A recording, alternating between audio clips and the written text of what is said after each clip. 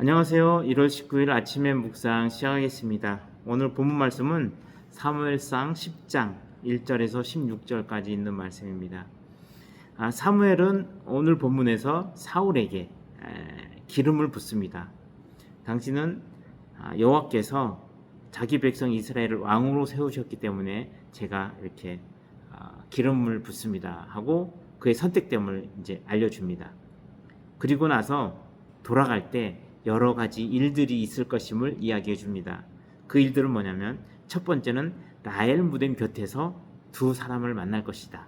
이제 그들이 무엇라고 얘기할 거냐면 당신이 찾으러 나간 그 나귀는 찾았고 대신 당신을 잃어버린 아버지가 근심하고 계시다라는 말이에요. 여기에서 한 가지의 중요한 방향이 생깁니다. 뭐냐면 사울이라는 사람은 일상 속에서 나귀가 굉장히 중요한 요소였었습니다. 그래서 아버지도 두고 나귀를 찾으러 간 거 아니겠습니까?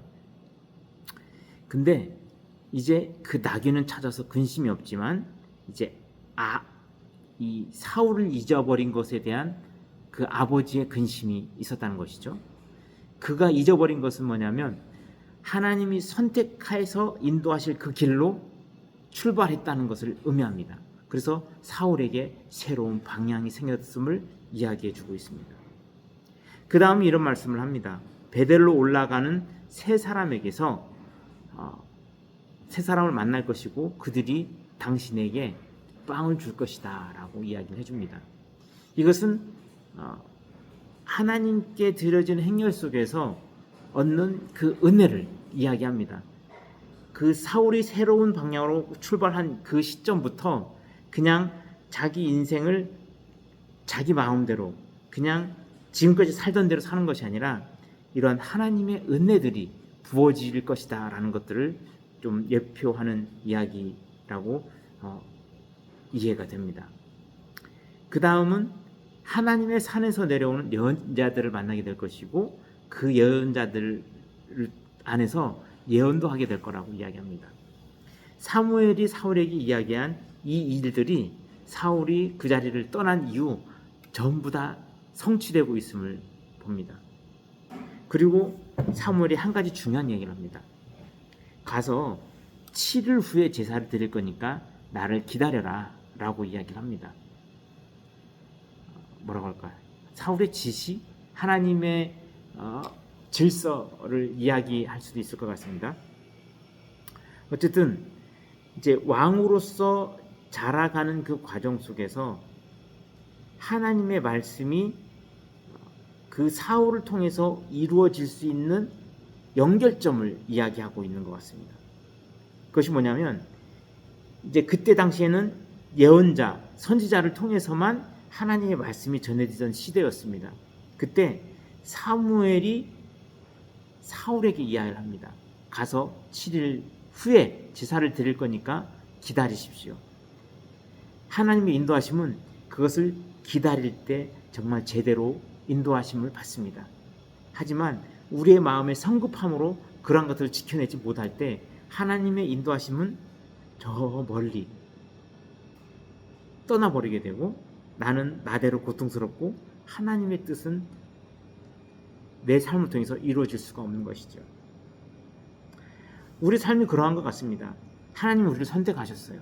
그리고 여러 가지 요소로서 은혜도 베풀어 주시고 또 새로운 방향들도 제시해 주시고 그렇게 하지만 사무엘이 얘기했던 이것처럼 7일 후에 와서 제사를 드릴 것, 그러니까 하나님과의 연결점을 우리가 상실하지 않아야 할 것입니다. 그것을 상실하는 순간 우리는 하나님으로부터 멀어질 수밖에 없는 것이죠. 하나님이 우리를 인도하시고 만들어 가실 때 하나님의 간섭하심이 지속적으로 있으려면 그 말을 듣고 우리 삶 속에서 드러내야 된다는 것입니다. 어떠합니까?